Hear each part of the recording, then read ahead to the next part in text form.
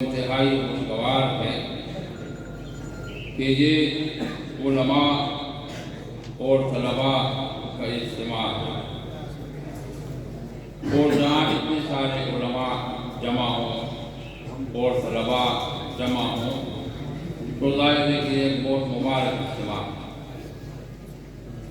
میں نے آپ کے سامنے جو آیت تلاوت کی ہے، اس آیت کی بنیاد پر میں دو تین باتیں کروں گا۔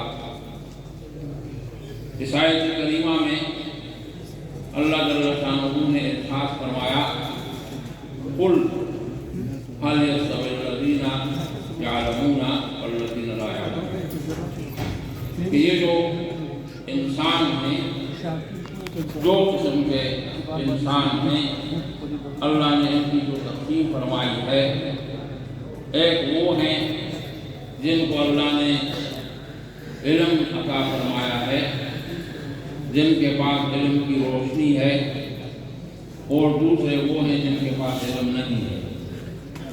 تو فرمایا کہ کیا یہ دونوں برابر ہو سکتے ہیں؟ علماء اور غیر علماء کیا برابر ہو سکتے ہیں؟ ظاہر ہے کہ اس کا جواب یہ ہے کہ برابر نہیں ہو سکتے۔ اب سوال یہ پیدا ہوتا ہے کہ علماء میں اور غیر علماء میں جو فرق ہے وہ کیا ہے؟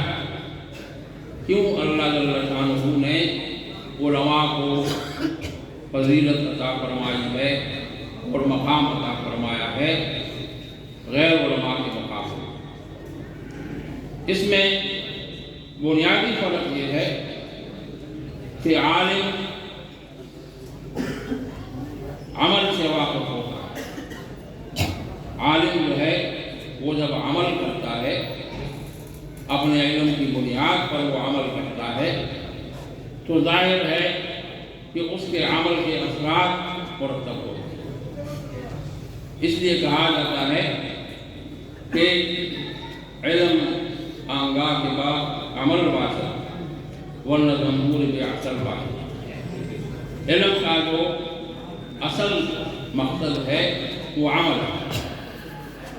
آپ لوگ آج فارغ التحصیل ہو رہے ہیں، شاذ العربیہ لے رہے ہیں، تو میں اس موقع پر آپ سے یہ گزارش کروں گا کہ اب آپ نے عملی زندگی میں جانا ہے، اور عملی زندگی میں آپ نے یہ ثابت کرنا ہے کہ آپ اس معاشرے کے وہ